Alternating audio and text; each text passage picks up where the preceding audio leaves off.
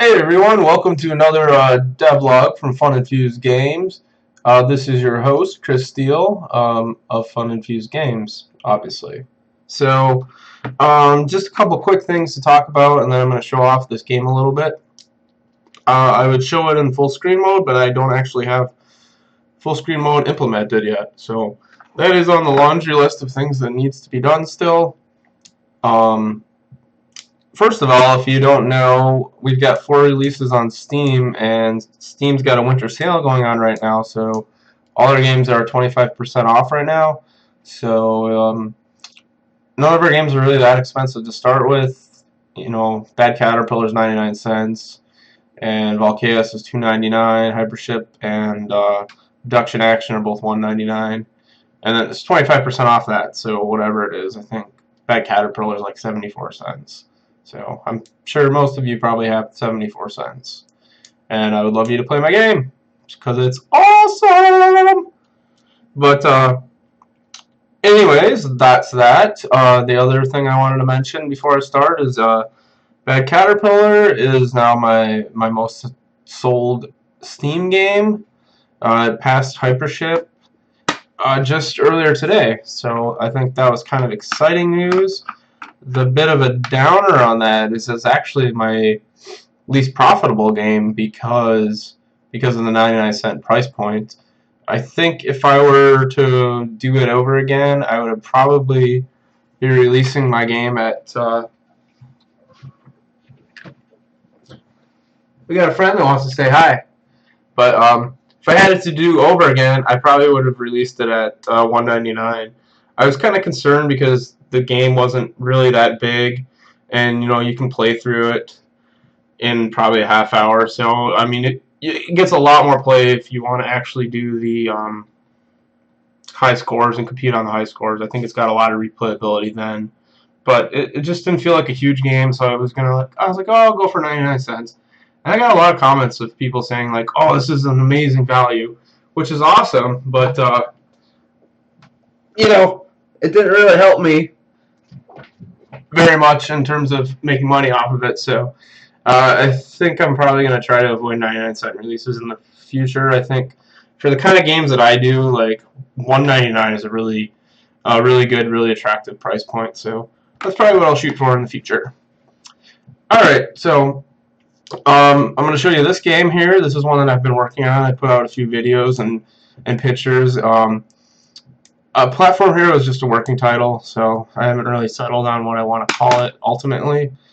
But I'm going with that, and who knows, maybe it'll stick and I'll stay with that. I haven't really even researched if anyone else is using it, so hopefully if they are, they're not mad at me, but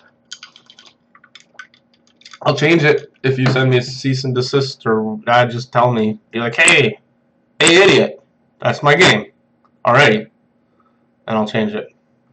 I'll cross it out. There'll be like a big cross out thing, or like a strike through. Yeah, that'd be sweet.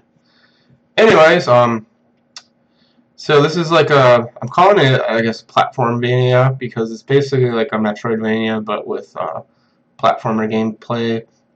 And then it's also going to have some town elements and some RPG stuff. There's going to be leveling up and, you know, a few kind of neat things. I think it's probably easier for me to just play and kind of talk about what's there. I talked about this a while back, but I didn't get a lot of people viewing my video, and I've made a lot of progress and kind of fleshed out some things since then anyway. So I think it's probably good to just kind of go over everything again. So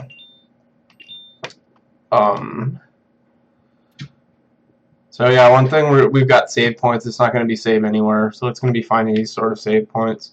It's supposed to have nice little particle effects, but I don't know what happened to those. I think for some reason they appear over in this town level.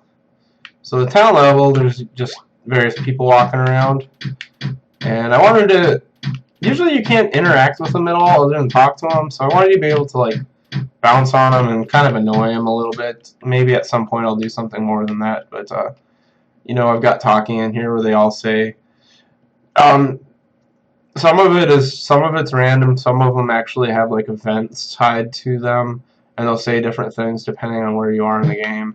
This guy is just you know, he's just gonna say random things.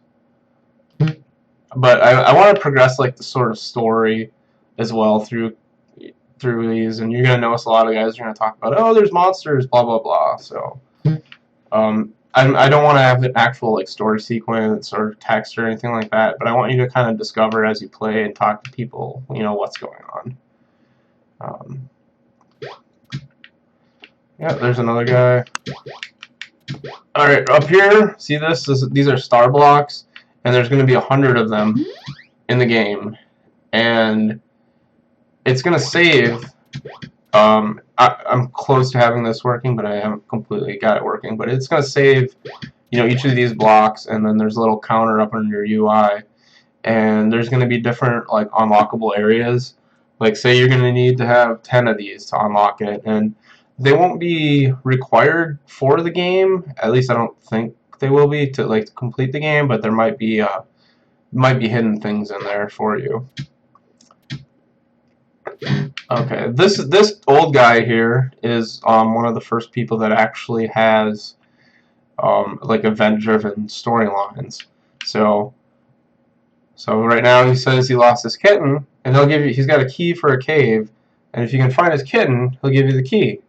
So that's our first sort of event kind of thing. That's the first sort of quest of how the game goes. So let's go look and see if we can find a kitten, because kittens are awesome. So notice how you can't jump high enough to get this, but you can see it there. So that's something they do in a lot of like Metroid games, is like kind of foreshadowing, like, oh hey, there's this cool thing, but I can't get it. Now I can jump on his head to get it, and I'm probably going to change that because I actually don't want you to get it right away like that. That was sort of game breaking. But if you'll notice, I have this double jump, and when I double jump, my mana there on the left, that green bar, goes down. That's a special ability, and they're all going to share that mana bar for different things you can do with them. And just because I'm testing, you have the double jump, but this will actually be, you know, some kind of power up you have to find within the game to get the double jump. So once you get the double jump, the theory is you'll be able to come back here, you know, charge up your thing, collect this. Look at that! Now you got, you know, extra mana. Now you got 10 more mana than you did before.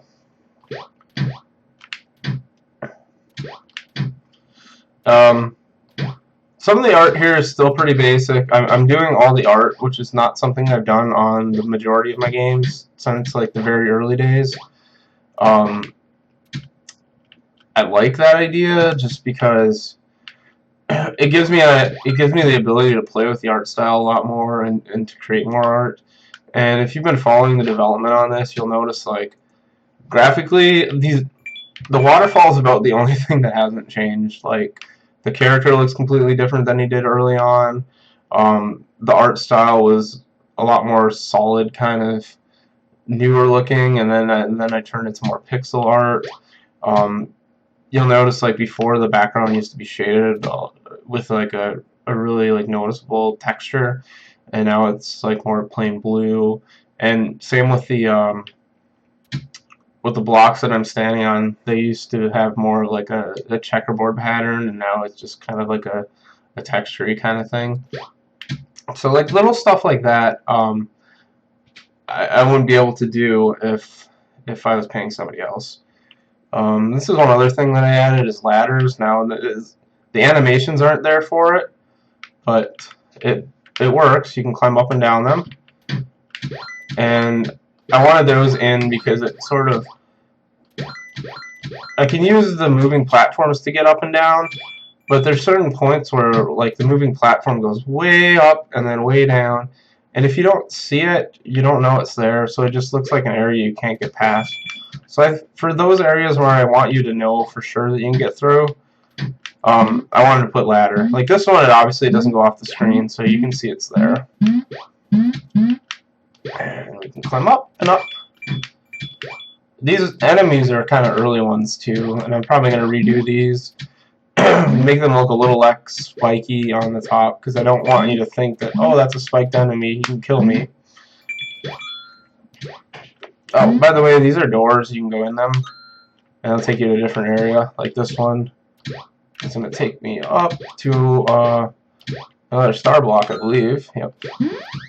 And now I found 2 of them.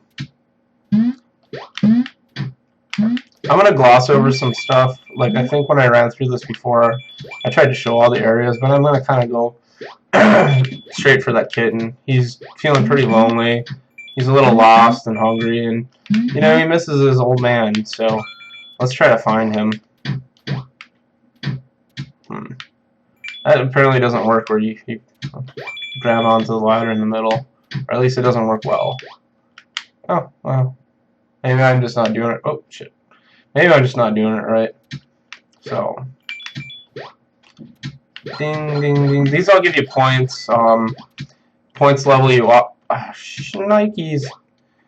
Points level you up, and then as you level up, it's not implemented, but I'm gonna give you the ability to like become faster, jump higher, potentially take more damage, a few things like that. I just collected a kitten. Yay!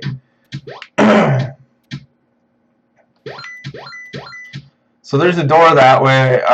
Just for brevity, I'm just going to skip it. But if I went to it right now, it would not open. So I found the kitten, you see, but I don't have the key, so I have to go back all the way to that town and trade. Now, one thing I want to do, like when I'm going right to left, the enemies kind of make sense, like where they are, what direction they're going. But when I'm going the other way, a lot of them are going the wrong way. So I want to put something in where they kind of turn around if I come from that side. I just haven't gotten around to doing that yet. So let's find our old guy.